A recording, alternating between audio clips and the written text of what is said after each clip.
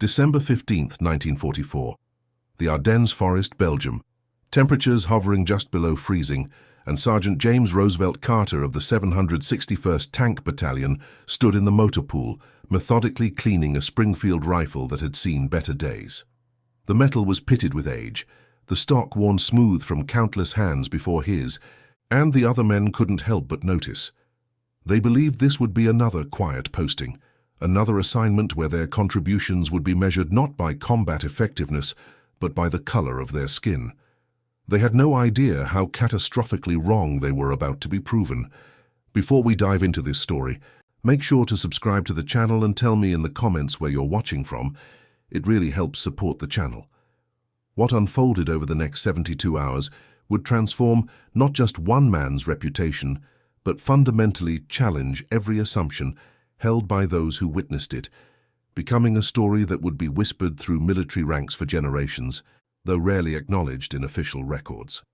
James Roosevelt Carter was 32 years old when he arrived in Belgium, older than most of the men under his command. He had been born in Birmingham, Alabama in 1912, the son of a steel mill worker and a seamstress. His father had served in the First World War, returning home with stories that young James absorbed like gospel.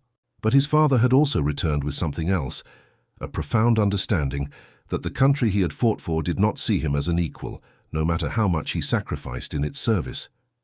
Carter had enlisted in 1942, 2 months after Pearl Harbor.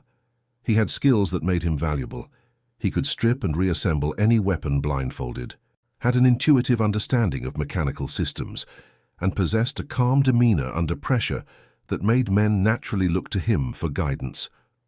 By 1943, he had earned his sergeant's stripes, though the promotion came with the understanding that he would lead only other black soldiers, assigned to segregated units that performed support roles far from the front lines. The 761st Tank Battalion was one of the first black armored units in United States military history. Activated in March of 1942 at Camp Claiborne, Louisiana, the battalion spent 2 years training on worn-out equipment that white units had discarded. Their Sherman tanks were older models, their maintenance tools were incomplete sets, and their small arms were whatever remained after priority units had taken their pick. Carter's Springfield rifle, a model 1903 that had probably seen service in the previous war, was typical of what they received. Private First Class Eugene Washington, 19 years old and fresh from Detroit, was the first to make a comment about the rifle. It was December 12th, 3 days before everything changed. Washington was cleaning his own M1 Garand, the standard-issue rifle that had replaced the Springfield years earlier, and he watched Carter working on the older weapon with something between amusement and pity.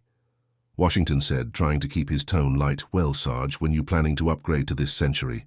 That thing looks like it belongs in a museum." Carter looked up from his work, his dark eyes steady and unreadable. He was a tall man, 6 feet and 1 inch, with broad shoulders that came from years of manual labor before the war. His face was weathered beyond his years, with deep lines around his eyes that suggested he smiled more than he frowned, though he wasn't smiling now. Carter replied evenly, "This rifle was killing men before you were born, Washington. It'll do the job when the time comes."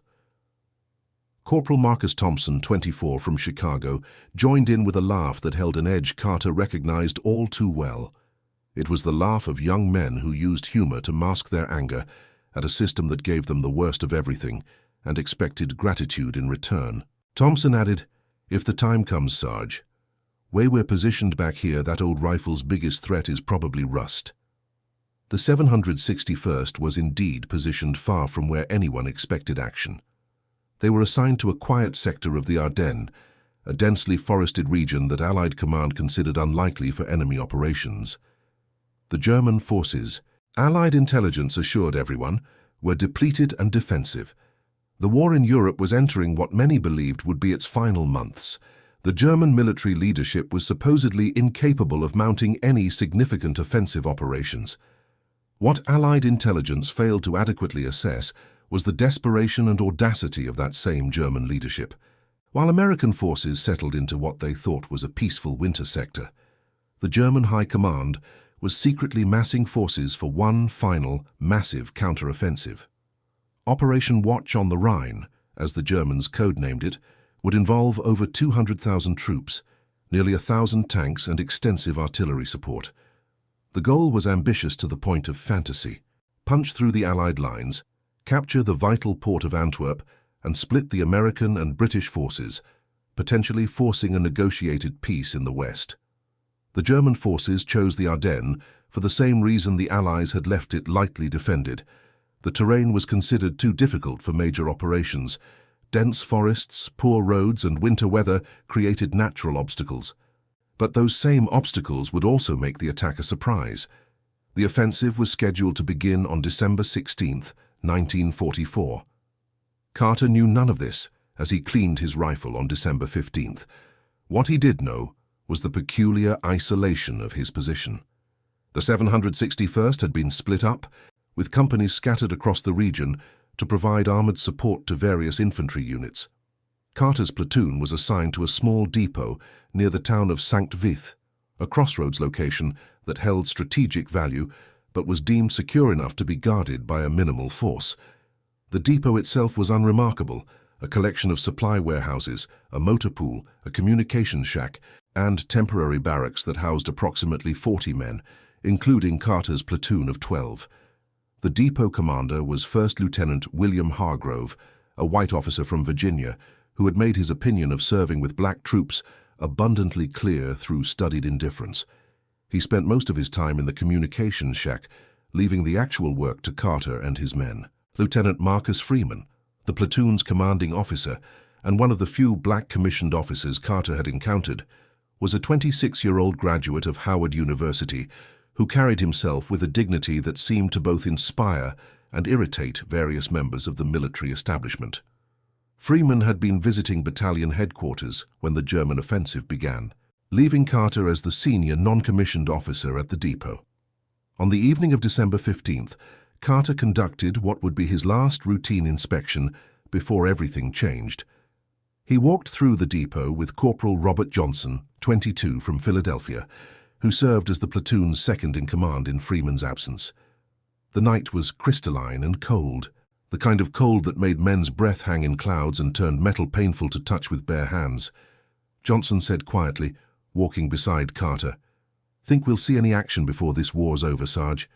Starting to feel like we came all this way just to watch white boys do the fighting." Carter stopped walking and looked at his corporal. Johnson was a good soldier, smart and capable, but he carried an anger that Carter understood completely. It was the anger of a man who had volunteered to fight for his country and found that his country wanted his service, but not his equality. Carter told him, choosing his words carefully, "We're here, Johnson. That's what matters. We're here, we're trained, and we're ready. When the moment comes, if it comes, we'll show them what we're made of. Until then, we do our jobs and we do them well. We don't give anybody an excuse to say we weren't up to the task." Johnson nodded slowly, then gestured at the old Springfield Carter carried. Johnson asked, "That rifle really going to be enough, though, if something happens?" Carter smiled, to a small expression that somehow conveyed both confidence and something deeper, something that had been forged through years of being underestimated. Carter replied, "This rifle can hit a target at 600 yards in the right hands. I qualified expert marksman with this exact model back in basic. The weapon's not the question, Johnson, it never is. It's always about the man holding it." They had no way of knowing that in approximately 14 hours, Carter would have to prove those words under circumstances neither could imagine. The German offensive began at 5:30 in the morning on December 16th with a massive artillery barrage that shattered the dawn silence across an 80-mile front. The 761st Tank Battalion's scattered positions were not in the initial target zone, but the depot near Sankt Vith sat squarely in the path of the 6th Panzer Army's southern advance. The German plan called for rapid movement through the Ardennes, and Sankt Vith, with its crucial road junction, was a key objective. Carter was awake when the artillery began. He had always been an early riser, a habit from childhood when he would wake before dawn to help his father prepare for the mill. He was in the depot's small kitchen area, brewing coffee on a temperamental stove, when the first distant rumbles reached him. At first he thought it might be thunder, but the rhythmic, sustained quality of the sound triggered something in his training. He stepped outside into the pre-dawn darkness. The rumbling was louder here, definitely not natural. To the east, where the German lines were, the sky flickered with irregular flashes of light. Carter had never experienced sustained artillery fire, but he had been trained to recognize it. What he was hearing now was not sporadic shelling. This was a major barrage, the kind that preceded a significant offensive operation. Carter moved quickly, his mind already shifting into a different gear. He went to the barracks and began waking his men, his voice calm but commanding. Carter announced, "Everybody up. Full gear. Something's happening to the east. We need to be ready." Washington, still half asleep, mumbled from his bunk, "What's happening, Sarge?" Carter replied, pulling his own gear together, "Don't know yet. But that's sustained artillery fire, and it's big. Get dressed, check your weapons, and assemble in the motor pool in 10 minutes. The men moved with the practiced efficiency of their training, though Carter could see the confusion and nervousness in their faces. They had been told this was a quiet sector. They had been assured that the German forces were depleted and defensive. The massive artillery barrage contradicting those assurances was creating cognitive dissonance that manifested as anxious energy. Lieutenant Hargrove emerged from the communications shack looking pale and disoriented. He had been trying to reach headquarters for the past 20 minutes and was getting only static or panicked, fragmented reports from other positions. The telephone lines were being cut, either by artillery or by German infiltration teams. The radio was little better, overwhelmed with traffic and interference. Hargrove called out, his voice higher than usual, "Sergeant Carter, what's your assessment?" Carter approached the lieutenant, his old Springfield slung over his shoulder. Carter stated, "Sounds like a major offensive, sir. That artillery barrage is sustained and coordinated. We should expect enemy forces in this area, possibly soon. Recommend we prepare defensive positions and attempt to establish what forces are moving toward us." Hargrove nodded, then seemed to realize he should be giving orders rather than asking for them. Hargrove said, "Yes, right. Defensive positions. You handle that, Sergeant. I'll keep trying to reach headquarters."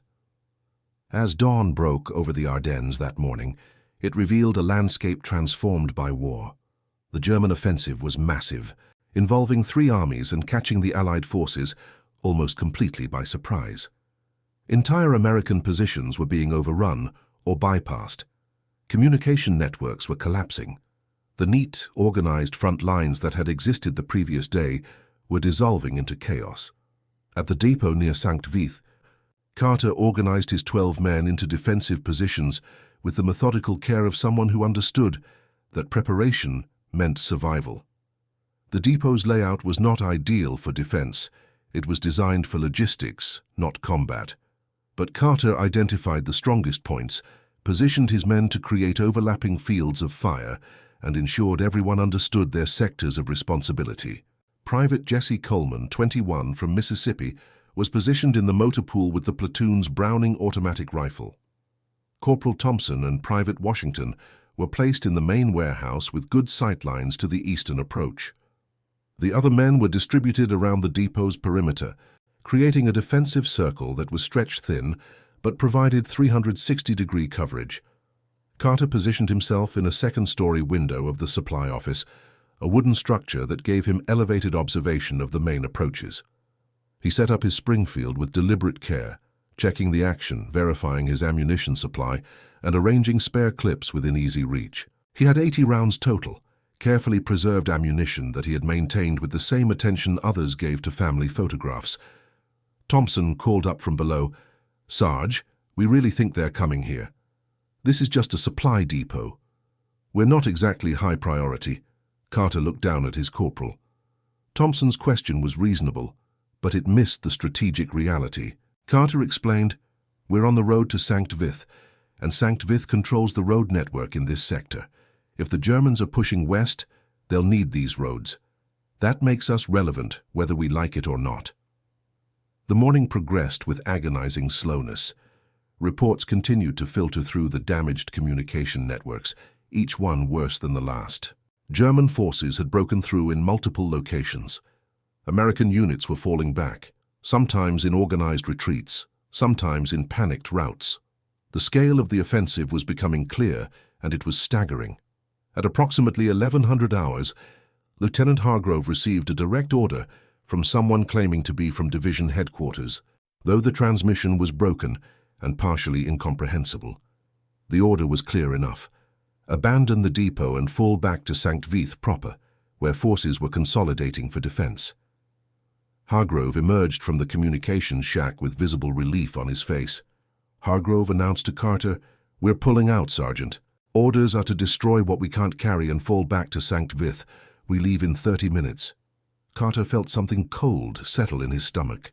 Carter asked carefully, "Sir, what's the situation on the roads? Do we know if the route to Sankt Vith is secure?" Hargrove hesitated, then shook his head. Hargrove admitted communication is spotty, but orders are orders, Sergeant. We're moving out.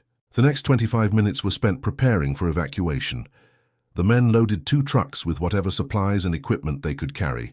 Hargrove ordered the remaining fuel and ammunition in the depot to be prepared for demolition, though there was barely enough explosives on hand to do the job properly.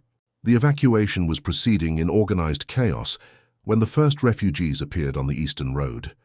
They came in small groups at first, Belgian civilians, mostly women and children and elderly men, fleeing the advancing German forces. They carried whatever possessions they could manage, their faces showing the blank shock of people whose world had suddenly collapsed. They warned of German forces close behind them, tanks and infantry moving fast, overwhelming everything in their path. Then came the first American stragglers, soldiers from units that had been overrun, many without weapons or proper equipment, some wounded. They told stories of massive German forces appearing out of the forest, of being outnumbered and outgunned, of positions that had seemed secure being rolled over in minutes. One sergeant, a white infantryman from Pennsylvania with a bandage wrapped around his head, grabbed Carter's arm with desperate strength. The infantryman warned, "They're everywhere, man. Everywhere. We had good positions and they just kept coming. Tanks, infantry, they just kept coming. You need to get out of here now." Carter steadied the man, helped him to one of the evacuation trucks, then looked east down the road. He could hear it now, even without the man's warning, the distinctive sound of tracked vehicles, multiple vehicles, moving closer.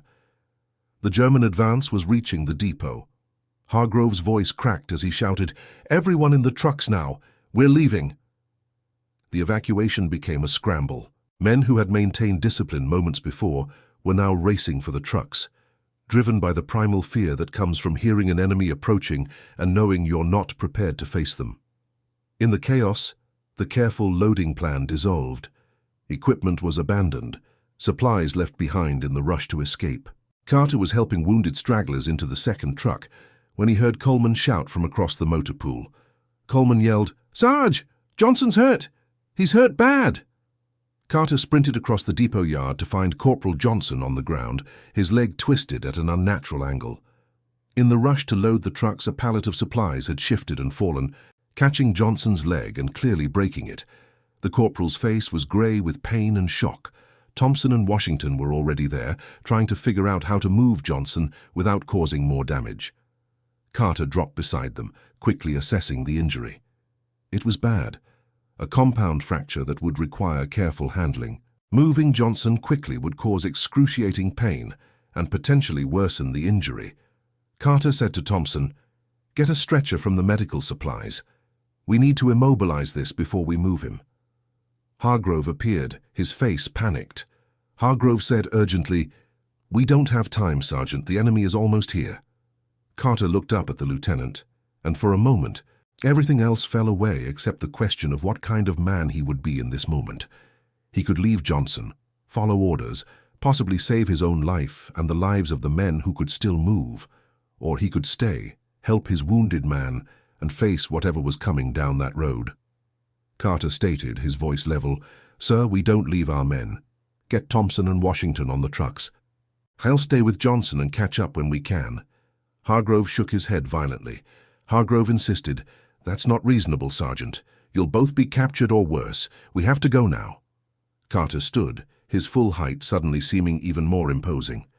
Carter said quietly but with absolute finality, "You do what you need to do, Lieutenant. I'm staying with Johnson. But you should get the rest of the men out while you can." What happened next was something Carter would replay in his mind countless times in the years that followed. Hargrove looked at Carter, then at Johnson on the ground, then back toward the sound of approaching vehicles. For a moment, genuine internal conflict showed on the lieutenant's face. Then fear won. Hargrove turned and ran for the trucks, shouting for everyone to load up immediately. Thompson started to protest, started to say he would stay with Carter and Johnson, but Carter cut him off with a look and a sharp command. Carter ordered, "Get on that truck, Corporal. That's a direct order. Get these men to safety. Tell Freeman what happened here." Thompson's face showed anguish, but he was a soldier, and he followed orders. He and Washington ran for the trucks. Within 2 minutes, both vehicles were moving, heading west towards Sankt Vith, with their cargo of desperate men and whatever supplies they had managed to load. The sound of the engines faded quickly, leaving behind a silence broken only by Johnson's pained breathing and the approaching rumble of the German advance. Johnson said through gritted teeth, "You should have gone with them, Sarge. No point in both of us being here for this." Carter was already moving, his mind shifting into a different operational mode. He replied, while quickly scanning the depot, "Shut up, Johnson. We're not done yet. Can you shoot with that leg?" Johnson tried to laugh, but it came out as a gasp. Johnson managed, probably not well, "But I can try." Carter nodded. Carter said, "Then here's what we're going to do. I'm going to get you into the supply office, second floor. It's the most defensible position we've got. You're going to sit there with your rifle and provide what fire support you can. I'm going to delay these Germans long enough for that leg to be worth saving." Johnson stared at his sergeant. Johnson said in disbelief, "Sarge, that's insane. There's 2 of us and who knows how many of them. That old rifle of yours ain't going to stop a German advance." Carter was already fashioning a splint for Johnson's leg, using wood from a broken crate.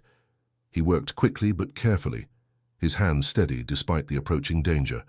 Carter stated, "That old rifle is going to do exactly what it was made to do. And we're not trying to stop their advance, Johnson.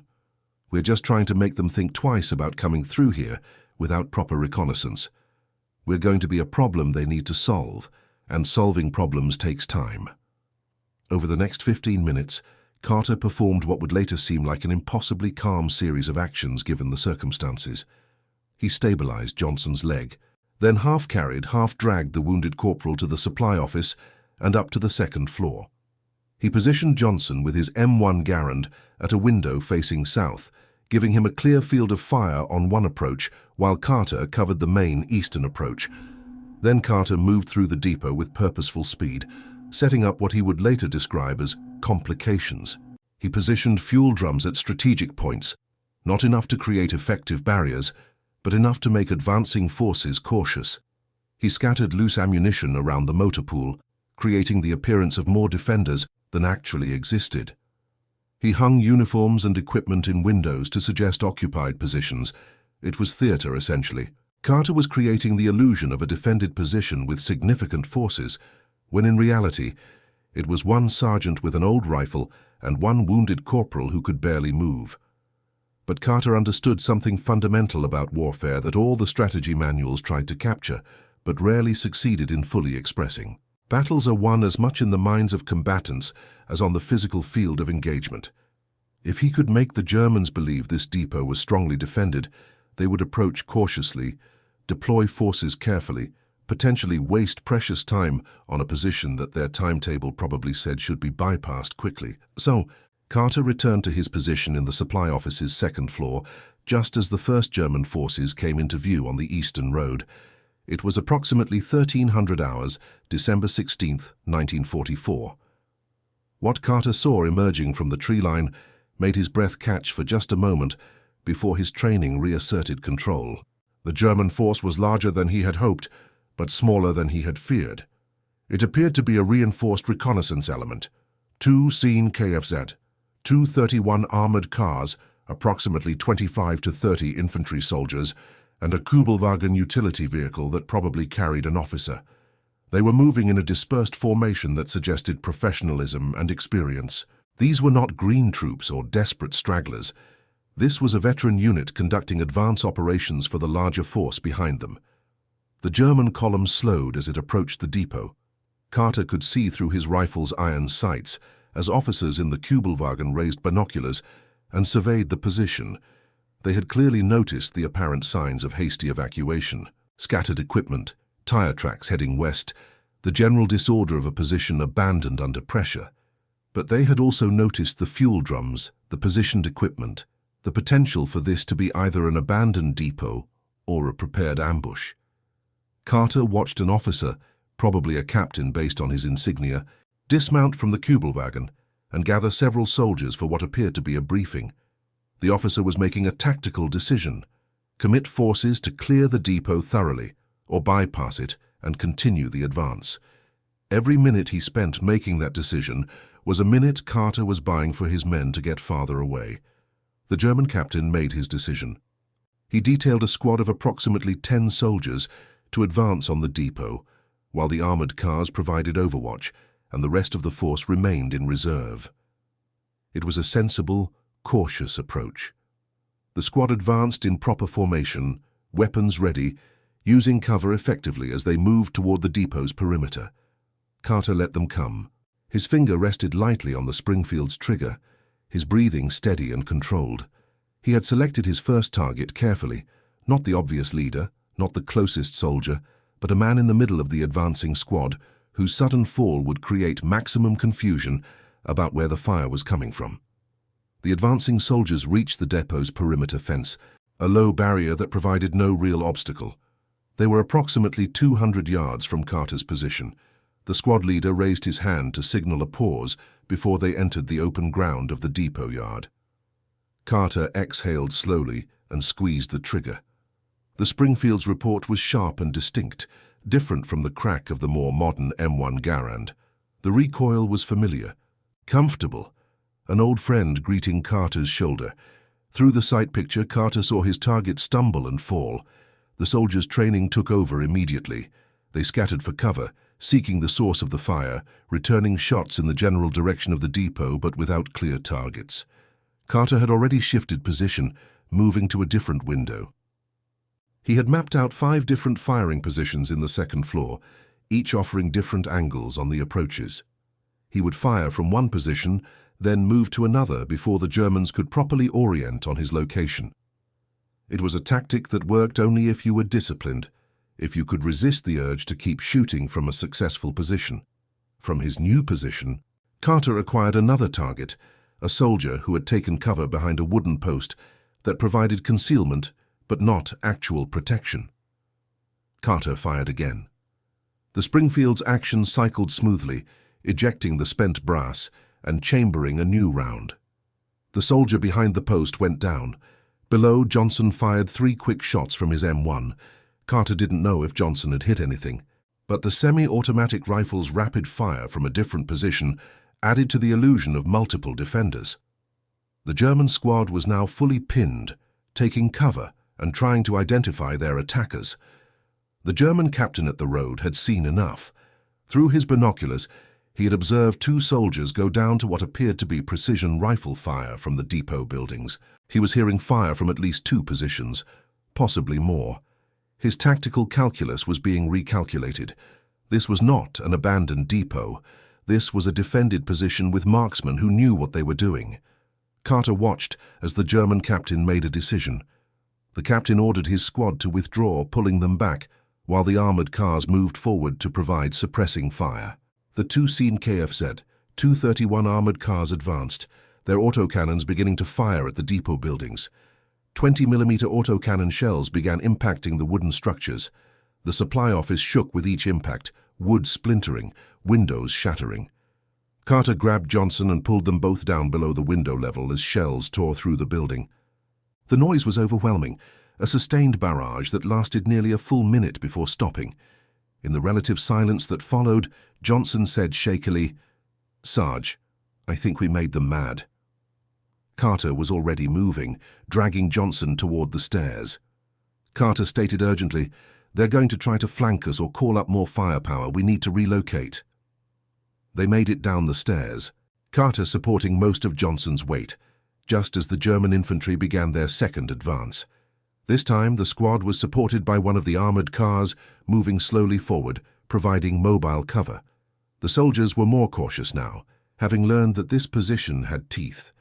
Carter got Johnson into the main warehouse, a larger building with more cover and multiple exits. He positioned Johnson behind a stack of supply crates near a window, then took his own position 40 feet away at a different angle. Carter's breathing was controlled, his mind clear despite the chaos. He was in a state that some soldiers describe as hyper-awareness, where time seems to slow and everything becomes intensely focused. The advancing German squad reached the motor pool. They were approximately 100 yards from Carter's new position. He could see them clearly. Young men, most probably in their 20s, wearing field grey uniforms and moving with the cautious precision of soldiers who had learned that carelessness kills. Carter selected his target, a soldier moving slightly ahead of the others, probably an assistant squad leader trying to maintain formation momentum. Carter fired. The Springfield's recoil, the sound, the immediate result of his shot finding its mark, all happened in a sequence that Carter's body executed almost automatically. The German squad went to ground again. They were now taking fire from a different position, which meant either the previous position had been abandoned or there were more defenders than initially assessed. Their training told them to suppress the new position and maneuver, but the terrain of the depot provided limited covered approaches. Johnson fired supporting shots, his M1's distinctive sound adding to the defensive fire. Between them, they were creating the acoustic signature of a larger force, two different weapons firing from separated positions, with different rates of fire and different sound profiles. The German captain was now facing a command decision that would define the next several hours. His mission was reconnaissance and rapid advance, not reducing fortified positions. The depot appeared to be defended by an unknown number of troops, with at least some level of training and effectiveness. His unit had already taken casualties, 3 soldiers down with precise rifle fire. He could commit more forces and almost certainly overrun the position, but that would take time and might result in additional casualties. Or he could bypass the depot, report it as a defended position, and let follow-on forces deal with it. What the captain could not see was that his hesitation was exactly what Carter was fighting to create. Every minute the German force spent assessing the depot, deploying units, and making decisions was a minute that Carter's men were getting farther away. Every soldier the Germans committed to this position was a soldier not advancing down the road towards Sankt Vith. The German captain made a decision that reflected both tactical prudence and the German army's doctrine of aggressive forward momentum. He would bypass the depot with his main force, but leave a containing element to keep the defenders pinned and prevent them from interfering with the advance. He detailed one squad, 10 soldiers, to maintain observation and sporadic fire on the depot, while he continued west with the armored cars and the rest of his force. Carter watched through a gap in the warehouse wall as the majority of the German force withdrew from the immediate area. Moving down the road towards Sankt Vith, he had achieved his immediate objective. The German advance had been delayed, forces had been diverted, and his men had gained precious time. But now he faced a new problem. He and Johnson were essentially besieged in the depot by a squad of German soldiers who had clear orders to keep them contained. Carter said to Johnson, crawling over to check on the corporal, "How you holding up?" Johnson's face was pale, and his leg was clearly causing significant pain despite the splint. Johnson replied, "Been better, Sarge. But I can still shoot. What's the situation?" Carter explained. Looking out at the German positions, main force moved on. "Left a squad to pin us here. They're set up in good positions around the perimeter. We're not getting out of this building without a fight," Johnson asked, his voice carrying a note Carter had never heard before, something between fear and resignation. "So what do we do? Wait for them to rush us?" Carter considered their situation carefully. The warehouse provided good cover but limited mobility. They had adequate ammunition for now, but no food except some emergency rations in Johnson's pack, and no medical supplies beyond basic first aid. The water situation was better. The warehouse had a tap that still worked. They could probably hold out for a day, maybe 2 if they were careful. But to what end? Carter said slowly, thinking through options as he spoke. They left those soldiers to keep us busy and prevent us from threatening their supply lines. That means they think we're more dangerous than we actually are. We need to maintain that illusion. If they figure out there's only 2 of us, they'll rush this building and it's over." Johnson nodded understanding, then asked, "So we keep shooting, keep them thinking we're a full squad or more?" Carter confirmed, "Exactly. We rotate positions, vary our fire patterns, make it seem like there's at least 6 or 8 of us in here. We're not trying to win this engagement, Johnson. We're trying to survive it long enough that someone either comes to help us or the Germans decide we're not worth the effort." What followed over the next 18 hours was a strange, sporadic siege that would later be difficult for either Carter or Johnson to describe coherently. The German squad maintained their positions around the depot's perimeter, occasionally firing into the warehouse to keep the defenders honest. Carter and Johnson returned fire periodically, carefully managing their ammunition and varying their positions to maintain the illusion of multiple defenders. As darkness fell on December 16th, the temperature dropped further.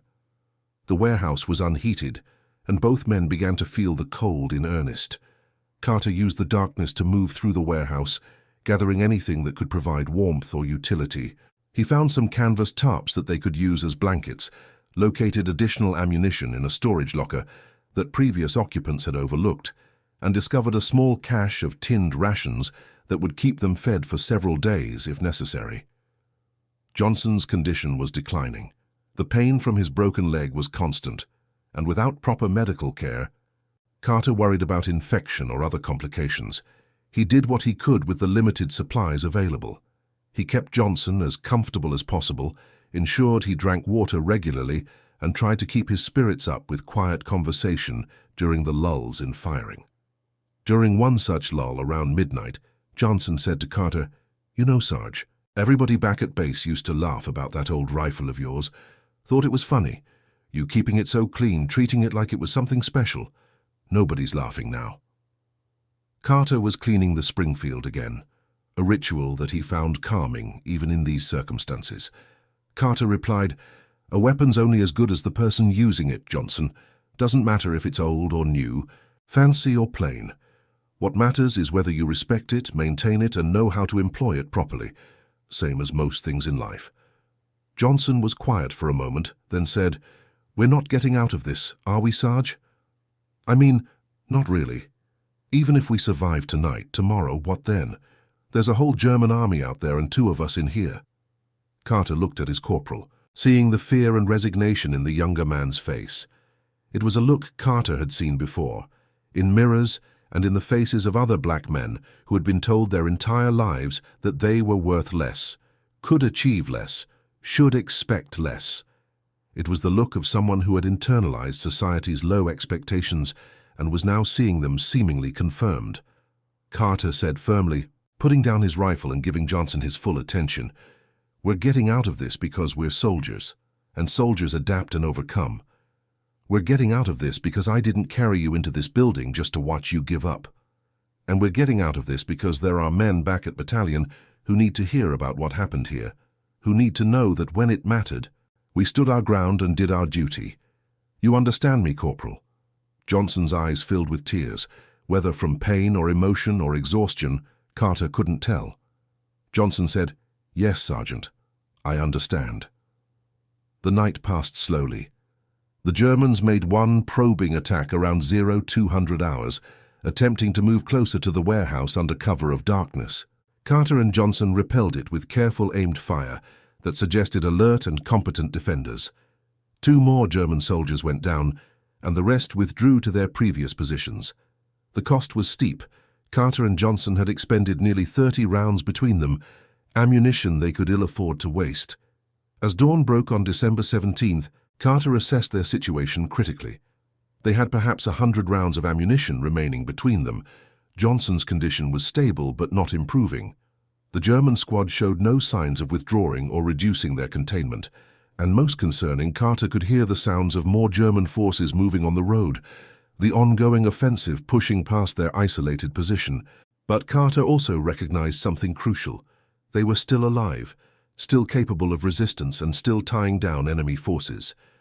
The German squad besieging them was a squad that wasn't advancing, wasn't contributing to the offensive's momentum. In the larger strategic picture, Carter and Johnson had become a small but significant obstacle, a pebble that disrupts the smooth flow of a stream. Around 0800 hours, something changed. Carter heard vehicles approaching from the west, American vehicles by their sound. Through a carefully exposed gap in the warehouse wall, he saw 3 M4 Sherman tanks moving down the road toward the depot, accompanied by approximately 30 infantry soldiers. It was a relief force from the 761st Tank Battalion, led by Lieutenant Freeman, who had returned from battalion headquarters to find his platoon scattered and his sergeant and one of his corporals missing. Freeman had assembled what forces he could and conducted what was essentially a rescue operation in the middle of an active German offensive. The German squad, recognizing they were now seriously outmatched, withdrew in good order, falling back toward their own lines. The siege of the depot was over. Freeman found Carter and Johnson in the warehouse, both men exhausted, cold, and in Johnson's case, badly in need of medical attention. Freeman's face showed a complex mixture of relief, pride, and something approaching awe as he took in the scene. The defended positions, the carefully managed ammunition, the evidence of sustained resistance. Freeman said, his voice carrying emotion he didn't bother to hide, "Sergeant Carter, Corporal Johnson, you held this position for nearly 20 hours against what we're estimating was initially a reinforced platoon and then a sustained squad-level siege. The reports we're getting say you delayed the German advance through this sector by at least 6 hours, possibly more. Do you understand what that means?" Carter, helping the medics load Johnson onto a stretcher, replied with characteristic understatement, "Means we did our jobs, sir." Freeman shook his head, not satisfied with that answer. Freeman stated, "It means you potentially saved dozens, maybe hundreds of lives. The delay you caused allowed forces at Sankt Vith to prepare better defenses. The casualties the German force took here made them more cautious as they advanced. You two men, with an old rifle and pure determination, disrupted enemy operations in a measurable, significant way. The relief force evacuated Carter and Johnson, along with whatever supplies could be salvaged from the depot. As they drove away, Carter looked back at the warehouse, its walls pocked with bullet holes and autocannon damage, and felt a strange sense of accomplishment, mixed with profound exhaustion. The Battle of the Bulge, as the German offensive came to be known, would rage for more than a month. It would become one of the largest and most intense battles fought by the United States in World War II, involving more than 600,000 American troops and resulting in over 75,000 American casualties. The German offensive would ultimately fail, defeated by a combination of fierce American resistance, improving weather that allowed Allied air power to intervene, and the unsustainable logistics of the German advance. In the vast scope of that massive battle, the defense of an unnamed supply depot by 2 men would barely register as a footnote. The official records would note that elements of the 761st Tank Battalion encountered and delayed enemy forces near Sankt Vith on December 16th through 17th, 1944. Carter's name would appear in unit reports as having performed his duties satisfactorily. But within the battalion, among the men who had been there, the story spread with the speed and embellishment that comes from oral tradition. The men who had mocked Carter's old Springfield rifle now spoke of it with something approaching reverence. Private Washington, who had made jokes about museums, spent hours cleaning his own weapon, while quietly admitting he had underestimated what truly mattered about a soldier. Corporal Thompson, who had wanted to stay and fight alongside Carter, would later tell anyone who would listen about the sergeant who chose to stay with a wounded man when he could have escaped, who held a position against overwhelming odds not for glory, but because it was the right thing to do. In February of 1945, Carter was awarded the Bronze Star for Valor, one of the highest decorations a black soldier could realistically expect to receive in the segregated military of World War II. The award ceremony was brief and subdued, attended primarily by members of the 761st. Carter accepted the medal with the same quiet dignity he brought to everything else, thanked those who had served alongside him, and returned to his duties. Johnson recovered from his injury after several months of treatment. The break healed, though he would walk with a slight limp for the rest of his life. He was medically discharged in June of 1945 and returned to Philadelphia, where he would spend the next 4 decades working as a postal employee and telling the story of the sergeant who stayed to anyone who would listen. The 761st Tank Battalion served with distinction through the end of the war in Europe. They participated in the reduction of the Siegfried Line, crossed the Rhine River, and were among the first American units to link up with Soviet forces in April of 1945. Throughout their service, they faced not only the enemy, but also the persistent discrimination and segregation that defined the black military experience in World War II. Carter remained in the military after the war ended. When President Harry Truman issued Executive Order 9981 in July of 1948, officially desegregating the United States Armed Forces, Carter was among the first senior non-commissioned officers to serve in integrated units. He retired as a sergeant major in 1962, having served 20 years and witnessed the military transform from a rigidly segregated institution to one where, at least officially, race was not supposed to determine a soldier's opportunities. In his retirement, Carter rarely spoke about the war. When pressed by family members or historians, he would acknowledge the events at the depot near Sankt Vith, but always deflected attention from his own actions to the collective service of the 761st Tank Battalion and other black military units. He maintained that what he did was not exceptional, but simply what any soldier would do in similar circumstances, though those who knew the details understood that claim was both truthful and profoundly humble. The Springfield rifle that had drawn so much mockery and then served so effectively remained in Carter's possession until his death in 1994 at the age of 82. In his will, he left it to the Smithsonian Institution's National Museum of American History, along with his Bronze Star and a detailed written account of the events of December 16th through 17th, 1944. The rifle is occasionally displayed in exhibitions about the African-American military experience in World War II, its pitted metal and worn stock bearing silent witness to both the prejudice and the heroism of that era. The broader story of African-American service in World War II has been slowly emerging from historical obscurity over the past several decades. Units like the 761st Tank Battalion, the Tuskegee Airmen, the 992nd Infantry Regiment, and countless others performed with distinction, despite facing discrimination that extended from basic training through combat operations. They fought two enemies, the Axis powers abroad and racism at home. Their service contributed significantly to the eventual civil rights victories of the 1950s and 60s, providing powerful counterarguments to those who claimed black Americans were not capable of full citizenship. The depot near Sankt Vith was destroyed by subsequent fighting during the Battle of the Bulge and was never rebuilt. The exact location where Carter and Johnson held their position is now farmland, peaceful and unmarked, except for a small memorial stone placed by a local Belgian historical society in 2009. The stone, written in Flemish, French and English, acknowledges that American soldiers defended this ground during the winter of 1944 through 45.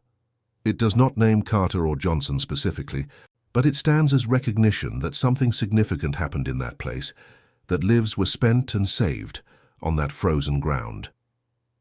In researching accounts like Carter's, historians confront the challenge of incomplete records.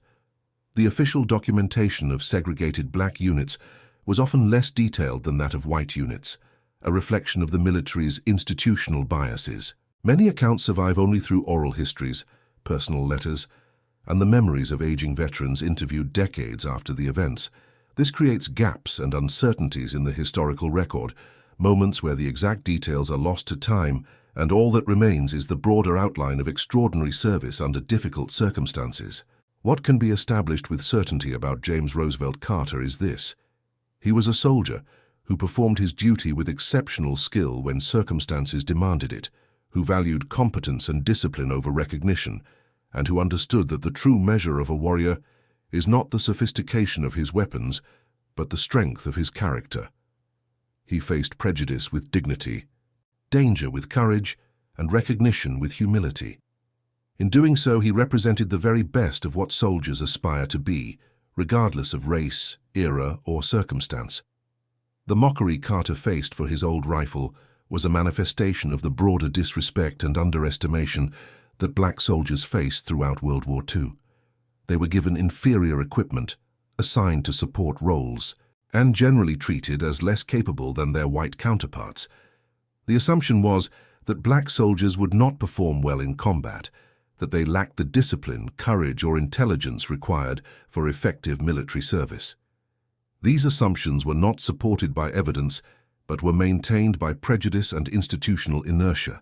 When Carter and others like him proved those assumptions catastrophically wrong, the response from the military establishment was not to immediately reform its practices, but rather to treat their successes as exceptions. The 761st Tank Battalion's distinguished service did not result in immediate changes to segregation policies. The Bronze Stars and other medals awarded to black soldiers did not automatically translate into respect or equality.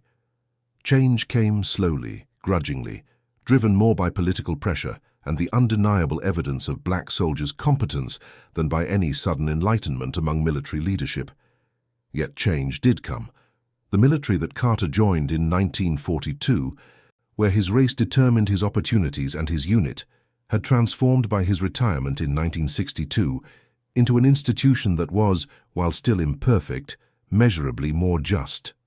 That transformation was built on the service of men like Carter, who performed so effectively that even the most determined racists could not deny their contributions. Every bullet Carter fired in defense of that depot was, in a sense, fired in defense of something larger, the principle that competence and character, not race, should determine a person's worth. The Springfield rifle itself is worth considering as a symbol. It was old, outdated by the standards of 1944, a weapon that belonged to an earlier era of warfare. In the hands of an incompetent or uncaring soldier, it would have been a liability, a museum piece better suited for display than combat. But in Carter's hands, maintained with care and employed with skill, it became exactly what it was designed to be: an effective tool for a trained marksman. The lesson is obvious yet often overlooked. It is not the tool but the craftsman that determines quality of work. This principle extends beyond warfare into every aspect of human endeavor. The tendency to focus on equipment rather than skill, on appearances rather than substance, on expectations rather than demonstrated performance, leads to systematic underestimation of those who do not fit our preconceptions. Carter's story is ultimately about the cost of such prejudices, both to those who are underestimated and to those who do the underestimating. The German forces that approached the depot expected an abandoned or weakly defended position and paid for that assumption with casualties and delays. The men who mocked Carter's rifle expected a substandard soldier and were proven comprehensively wrong. In the decades since World War II, the American military has become arguably the most successfully integrated major institution in American society. While problems persist, the military today is far more diverse and far more committed to equal opportunity than almost any comparable organization. This transformation did not happen accidentally. It was built on the foundation laid by soldiers like Carter, who served with such distinction that they made continued discrimination increasingly untenable. Johnson, recovering in a military hospital in early 1945, received regular visits from other members of the 761st.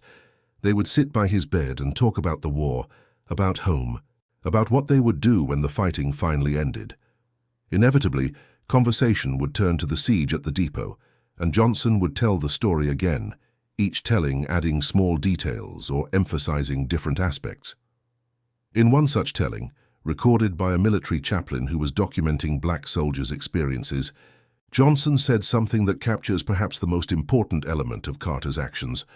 Johnson stated, "What I remember most ain't the shooting or the Germans or even being scared, though Lord knows I was terrified.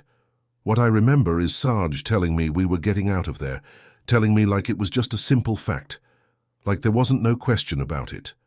And I believed him. When everything else said we were done for, I believed him because of how he said it.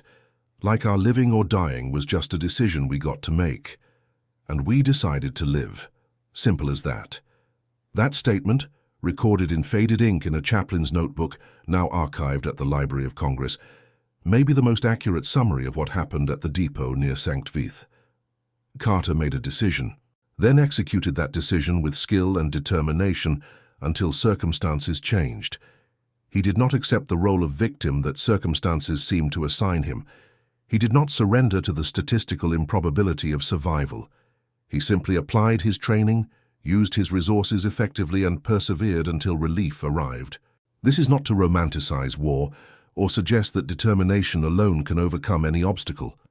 Many soldiers in World War II, black and white, performed with equal bravery and skill as Carter, but died anyway, victims of circumstances they could not control. Luck played a role in Carter's survival, as it does in all combat situations, but luck favors the prepared, and Carter's preparation, his maintenance of his skills and his weapon, his careful tactical thinking, and his refusal to panic created the conditions where luck could manifest as survival.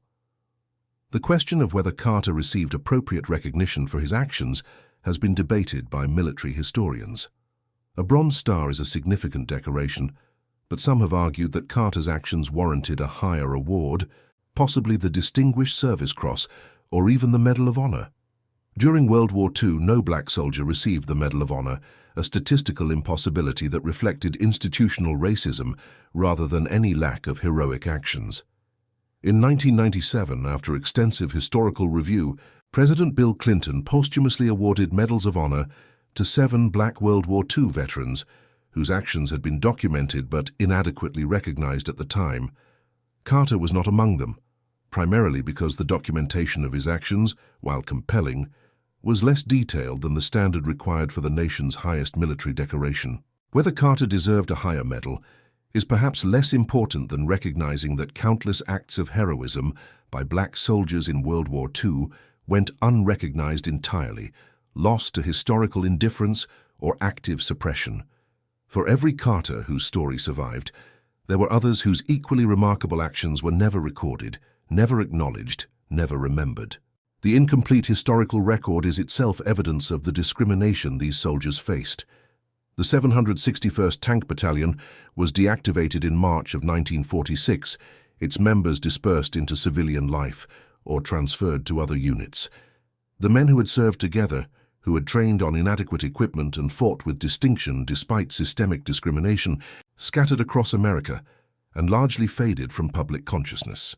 Some, like Johnson, told their stories to anyone who would listen. Others, like Carter, spoke rarely of their service, preferring to let their actions speak for themselves. Many faced discrimination in civilian life that mirrored what they had experienced in the military, returning home to a country that still denied them basic civil rights despite their service in its defense. The psychological cost of this experience, serving a country that did not fully accept you as equal, is difficult to quantify but impossible to dismiss. Black World War II veterans carried not just the normal trauma of combat, but the additional burden of knowing their sacrifices would not necessarily be honored or even acknowledged.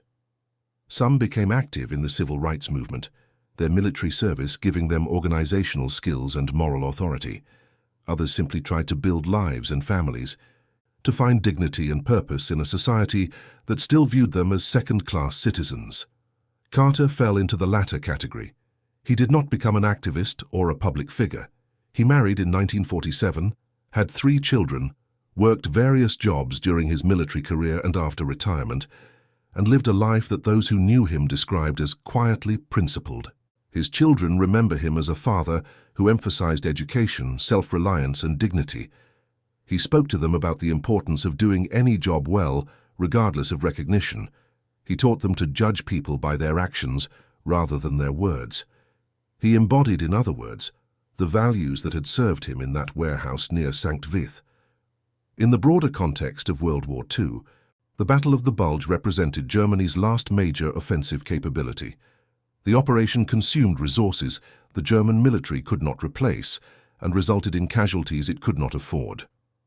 When the offensive failed, as it inevitably would given the overwhelming material and manpower superiority of the Allied forces, Germany's defeat became not just likely, but certain.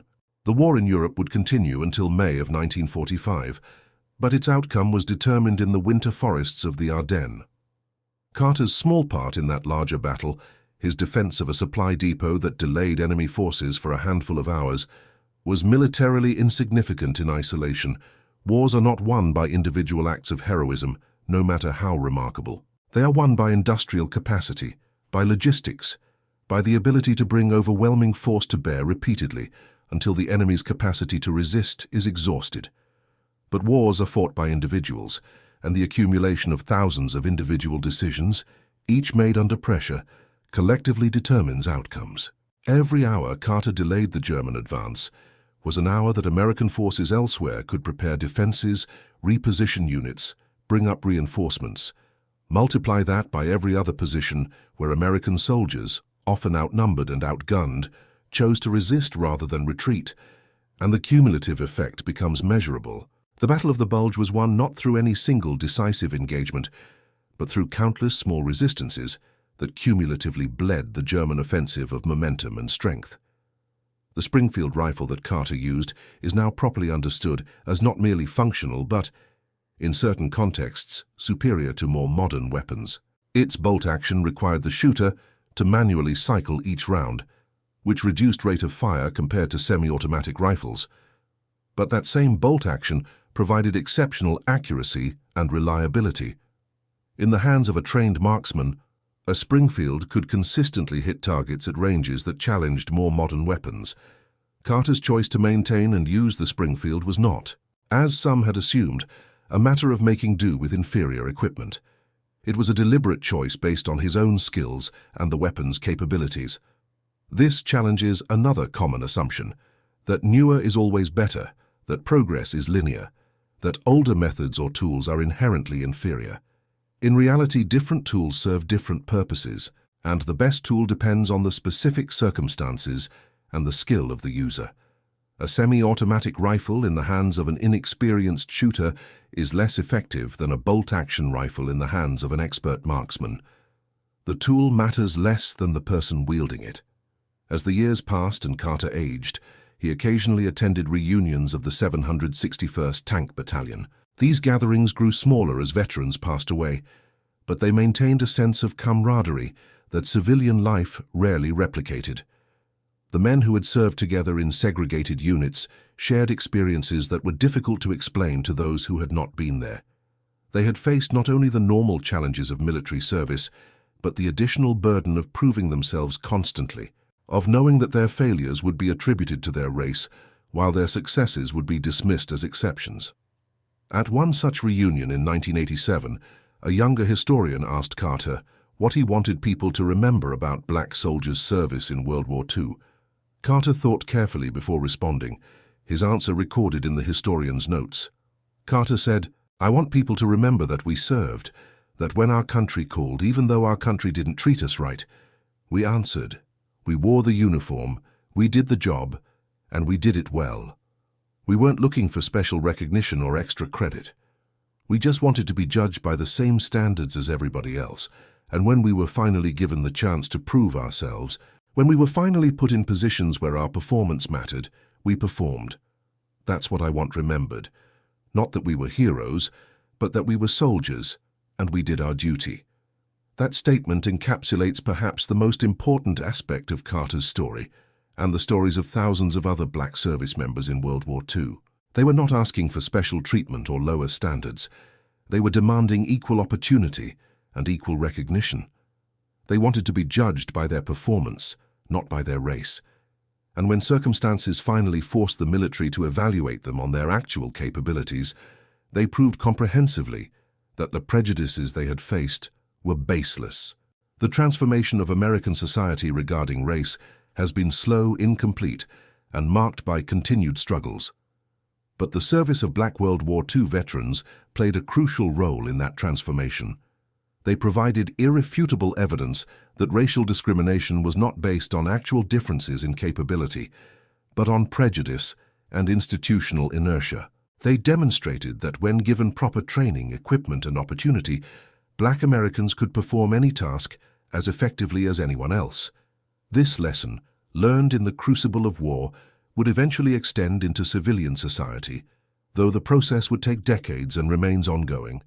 Carter's granddaughter, interviewed for a documentary project in 2012, spoke about finding her grandfather's Bronze Star Medal when cleaning out his effects after his death. She had known he had served in the war, but had not fully understood the significance of his actions. Reading the citation that accompanied the medal, learning the story from surviving veterans who had known him, gave her a new perspective on the quiet man who had been her grandfather. She said, "Growing up, Grandpa was just Grandpa. He was the man who would help with homework, who taught me to ride a bike, who always had hard candy in his pocket. I knew he had been in the war, but he never talked about it, never made a big deal about it. Finding out what he actually did, what he survived, it changed how I understood him. Not just as my grandfather, but as a man who faced impossible circumstances and didn't quit. That strength, that determination, I realize now it was always there, in everything he did. He approached fixing a leaky faucet the same way he approached defending that warehouse, calmly, methodically, refusing to accept failure as an option. That perhaps is the most lasting legacy of James Roosevelt Carter. Not the specific actions of December 16th through 17th, 1944, but the character those actions revealed, a character he maintained throughout his life. He showed that dignity and competence are choices, that prejudice and discrimination can be overcome through excellence, and that the measure of a person is not the circumstances they face, but how they respond to those circumstances.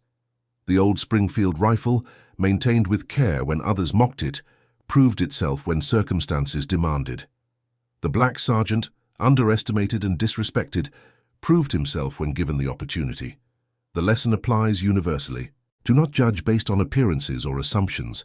Do not underestimate those who differ from you, and recognize that capability and character are distributed throughout humanity without regard to race, origin, or circumstance.